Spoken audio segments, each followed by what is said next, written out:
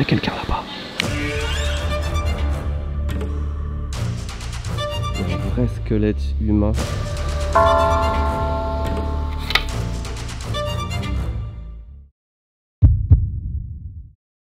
Regardez ces photos. Alors, c'est un petit peu personnel, ce sont des photos que j'ai chez moi. Ça représente les quelques années de voyage qu'on a passé avec Akiko en Asie. Là, par exemple, on est en Inde, c'était notre voyage de noces pendant à peu près 2 mois. Ici, c'est en Chine, on a passé plus de 2 ans en Chine. Ici, c'est quand on habitait en Malaisie, et là, c'est en Thaïlande. La photo que vous voyez là, c'est Akiko et moi qui caressons un tigre. C'est une photo qui a été prise dans le temple des tigres, et cette photo est directement liée à l'histoire que je vais vous raconter aujourd'hui, au lieu qu'on va visiter aujourd'hui, puisque j'y reviens plus de 15 ans plus tard. Alors à l'époque, quand on est allé visiter ce lieu qui était déjà un peu connu, on nous l'a vendu comme un sanctuaire qui préservait les animaux. En fait, il y a très longtemps, le moine qui est à l'origine de ce temple a recueilli des bébés tigres pour les préserver du braconnage. Et petit à petit, le temple est devenu un espèce de refuge pour des tigres et plein d'animaux différents. Un tigre, il se trouve que ça mange beaucoup de viande rouge, c'est un sacré budget. Donc pour amortir les coûts, pour pouvoir sauver plus d'animaux, ce qu'a fait le temple, c'est qu'ils ont ouvert leurs portes au public pour qu'ils viennent à la rencontre des animaux, notamment des tigres, pour qu'ils puissent se prendre en photo ensemble. Et tous les revenus générés par les entrées, les photos, etc. sont remis dans le temple pour préserver les animaux. Alors quand tu es là-bas, c'est un petit peu... en même temps, tu te dis, bon, bah, j'aide un petit peu la cause animale, et de l'autre côté, tu vois que tu prends des photos avec un tigre qui a même pas 20 cm de laisse, mais au final, bon, bah, quand même l'impression de faire quelque chose de bien, et en plus de te payer un très beau souvenir. Ça, c'est la version qu'on nous raconte. Cette vidéo est sponsorisée par MyHeritage. MyHeritage, qu'est-ce que c'est? C'est un site qui vous permet littéralement de retourner dans votre passé. Vous pouvez composer un arbre généalogique et trouver des membres de votre famille, des ancêtres, mais aussi des documents. Il y a plus de 20 milliards de documents, et à chaque fois que quelqu'un fait une connexion, rentre un document qui a un rapport avec votre famille ou vos ancêtres, vous êtes averti. Et là, je vois qu'en quelques semaines, depuis que je ne me suis pas connecté dessus, j'ai 470 record match. Il y a 470 choses qui se passent en rapport avec mes ancêtres qui sont arrivées sur le site.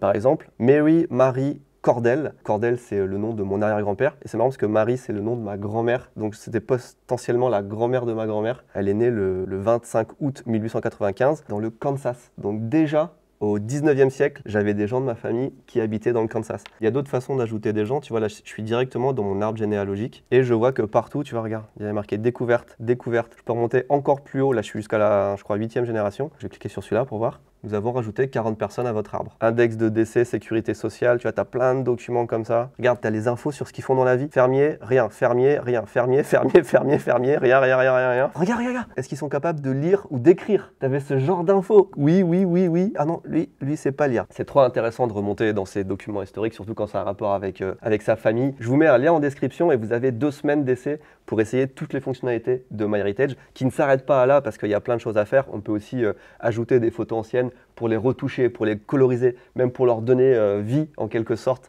Let's go Mary. Merci à MyHeritage de sponsoriser cette vidéo encore une fois. Retour dans le temple des tigres.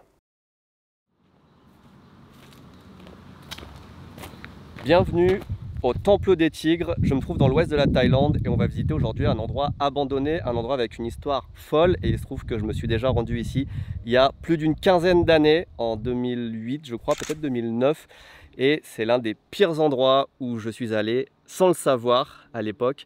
J'ai en quelque sorte appris de mes erreurs. Vous allez voir que les choses ne sont pas toujours ce dont elles en ont l'air dans ce genre d'endroit. Un temple, un zoo, des tigres, c'est une catastrophe cet endroit.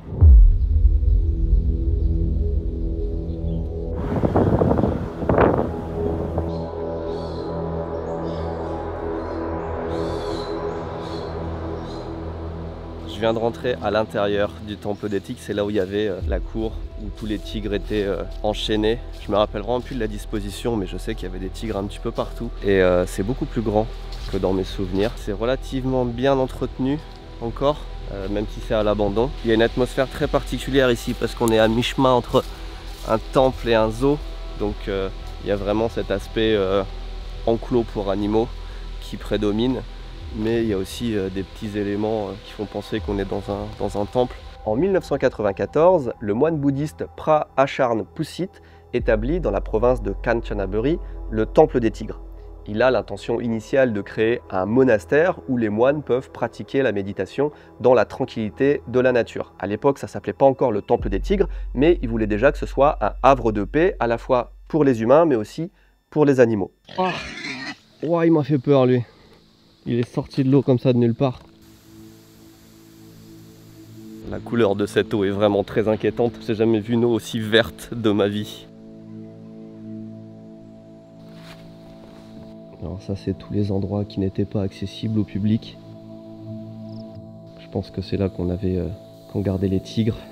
Ah, il y a la photo des tigres sur les portes encore. C'est assez spécial d'avoir connu cet endroit plein de touristes et de le voir maintenant complètement vide. Ça sent encore l'animal. Il y a la paille par terre, il y a encore plein de merde partout, pour le dire crûment. Je sais pas si c'est des restes des tigres ou si c'est les autres animaux qui se servent aussi de l'endroit pour s'abriter quand il pleut. Et la dernière pièce, c'était un débarras.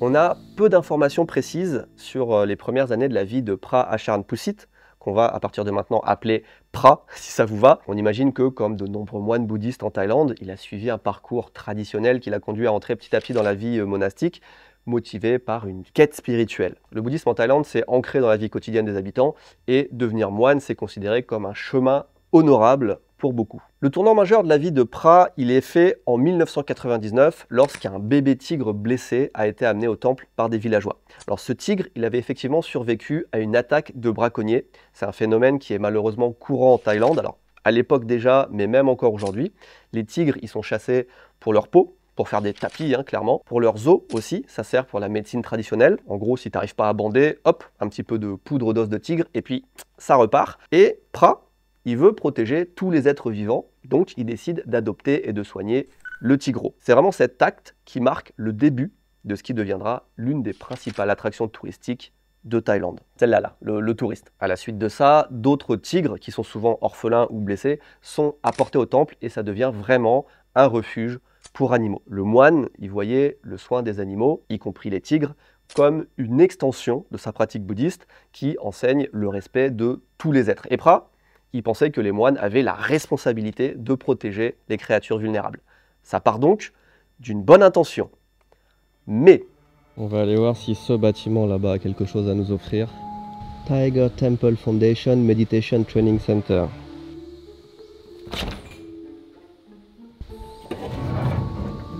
Wow, ils ont laissé tous les documents. Les tenues des moines.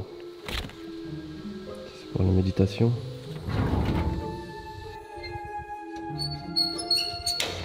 Les bureaux sont complètement vides.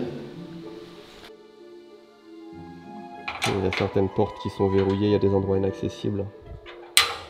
Tout ce qui est ouvert a été vidé. Au fil des ans, le temple a commencé à attirer des touristes du monde entier. C'est vrai que l'expérience d'approcher des animaux sauvages comme des tigres, ça vend un petit peu du rêve. Et le temple devient évidemment une source très importante de revenus grâce aux donations des visiteurs et aux frais d'entrée pour voir les tigres. Cependant, cette popularité grandissante, elle a commencé à susciter des interrogations de la part des défenseurs des droits des animaux. Il y a des accusations qui ont émergé, alléguant que les tigres, ils étaient maintenus dans des conditions inadéquates, on va dire, drogués en fait, pour les rendre plus dociles avec les touristes, et aussi utilisés à des fins commerciales. Je me rends compte à quel point c'est grand, parce que quand tu es simple visiteur, tu as accès à certains endroits comme ça, mais pas aux bâtiments, pas à tout ça. Et en vrai, c'est un vrai truc. Il y avait vraiment une grosse industrie là. C'est clairement là que ça va être intéressant. L'endroit est vraiment incroyable. Là, vraiment, j'arrive dans un temple abandonné avec les marches un peu mythiques, un arbre en plein milieu là. Le fait qu'il n'y ait personne, ça rend vraiment le lieu encore plus unique. Oh, c'est super.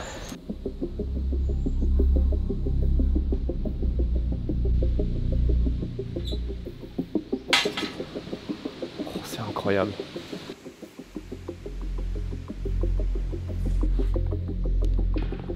En fait, ce qu'il y a, c'est que je pense qu'il faut dissocier le temple de l'activité tigre, de l'activité entre guillemets zoo. Il y a trois choses en fait qui se passaient dans ce lieu-là. Les animaux qui restent en dehors, les gens continuent de s'en occuper comme ils peuvent.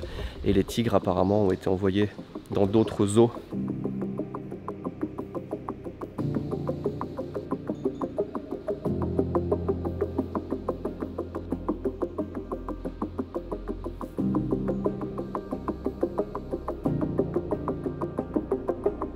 qu'est-ce que ça fait là, ça, par contre?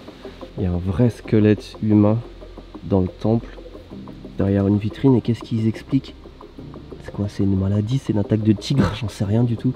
Oh, avec plein de têtes de mort, mais qu'est-ce qui s'est passé là?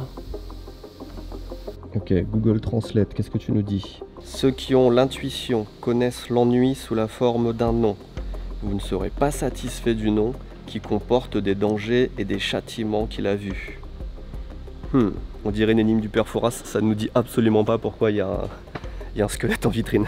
C'est abusé, comme il y a le portrait du moine qui a fondé le temple partout. En 2016, donc 17 ans après qu'on ait ramené le premier tigre, sous la pression nationale mais surtout internationale, le gouvernement thaïlandais lance une enquête. Les autorités découvrent alors des preuves d'abus et de trafic d'animaux. Lors de la perquisition, les autorités ont saisi plus de 130 tigres et ont découvert des peaux d'animaux, des dents et même des cadavres de bébés tigres qui étaient conservés dans des congélateurs. Vous comprenez maintenant ça part d'une bonne intention, mais juste après ça, en juin 2016, les autorités thaïlandaises ont ordonné la fermeture définitive du temple des tigres. Les animaux ont été déplacés vers des sanctuaires qui sont gérés par l'État et, comparé à leur ancienne situation, on peut dire qu'ils sont arrivés au paradis. Littéralement. Littéralement parce qu'en moins de 3 ans, 80 des 130 tigres étaient morts. On ne sait pas si c'est dû à un traitement mal adapté quand ils étaient dans leur nouveau refuge.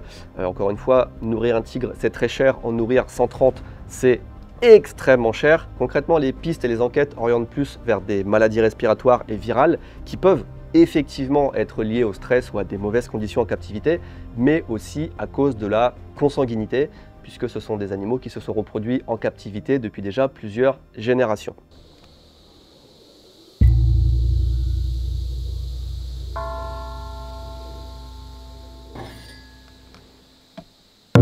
Quand même beaucoup de choses laissées à l'abandon.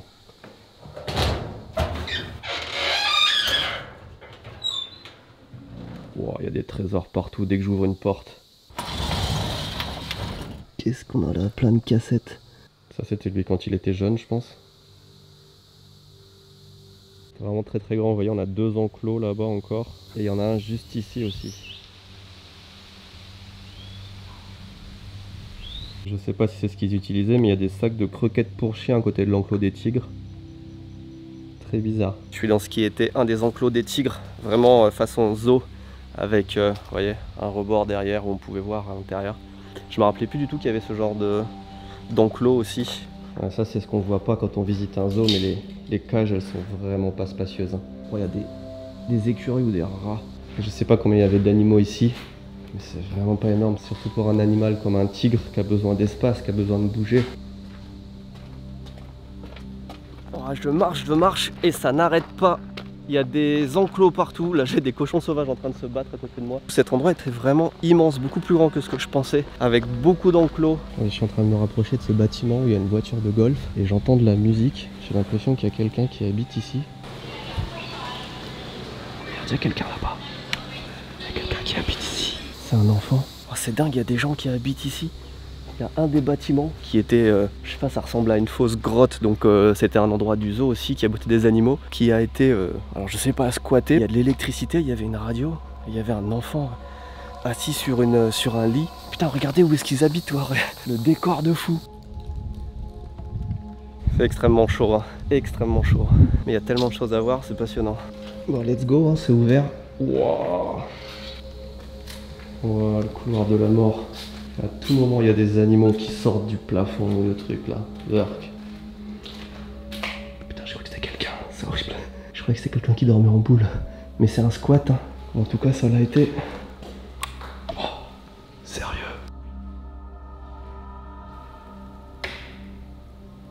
Oh, c'est terrifiant. Je pense qu'il y a des bâtiments qui ont été squattés pendant un certain temps. C'est fou qu'il reste de l'électricité. Je dis peut-être une bêtise, mais j'ai l'impression que c'est sur ce genre de pierre que les tigres étaient attachés. Vous voyez, on mettait la chaîne autour là, et puis ils avaient quoi, 1 mètre de longueur de laisse. Tout est rongé autour des pierres comme ça. Celle-là, c'est pareil, il y a plein de pierres comme ça dans le parc.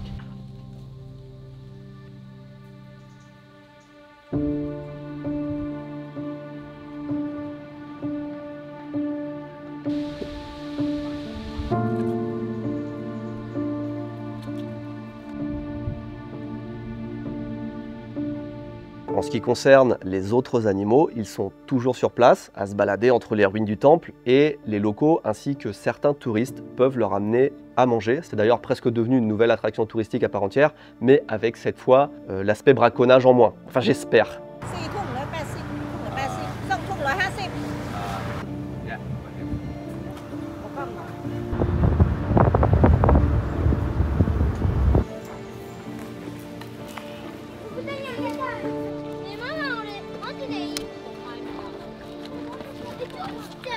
J'aimerais vous dire qu'on a tous appris une bonne leçon.